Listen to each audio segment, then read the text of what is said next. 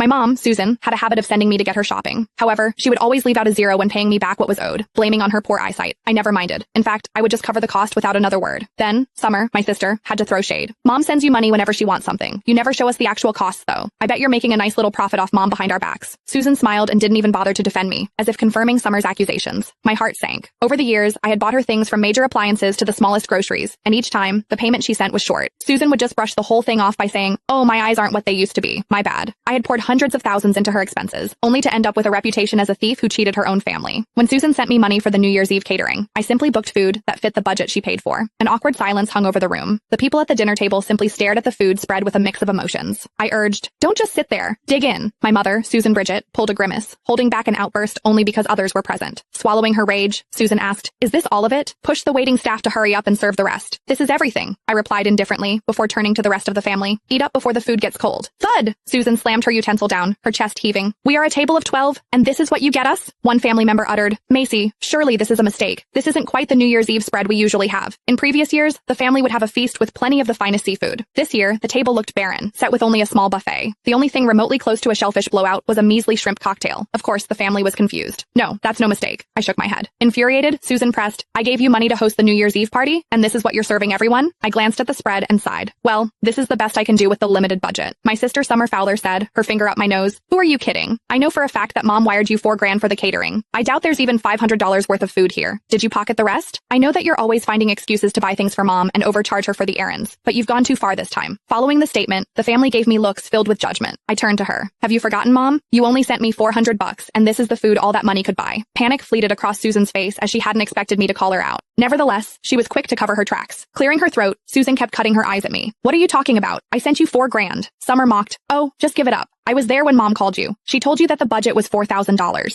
How can you claim that you got $400? That's quite a ridiculous cut you're giving yourself." With Summer backing Susan up, the family members' disdain for me grew. Uncle Sam said furiously, "Macy, how could you steal from your own mother?" Faced with their skepticism, I pulled up the transaction record. "See for yourselves. Mom transferred $400. It was true that Susan called me to give me the budget for the New Year's Eve party. However, when the money came, it was only $400. It was Susan's go-to MO. She'd play dumb so long as I kept quiet. The moment I spoke up, she'd blame her eyesight for being off by a digit. Then came the guilt trip. So I fell short on the funds? Do you need to go out of your way to point that out? After all the years I've cared for you, must you get upset over a bit of money? You're nothing like your sister. You are a thankless brat." Sitting next to me, Tanya glanced at my phone before looking up and uttering, "Oh, it is just $400, Susan." Susan let out a strained chuckle in embarrassment. "My eyesight isn't what it used to be. I must have missed a zero." She glared at me. "Why didn't you say something sooner?" Susan reluctantly transferred me the rest of the funds, her voice stiff when she said, "There you go. You have the money. Now get us a decent spread. Don't keep everybody waiting." Before I could get a word in, "You can find the full story in my bio. It's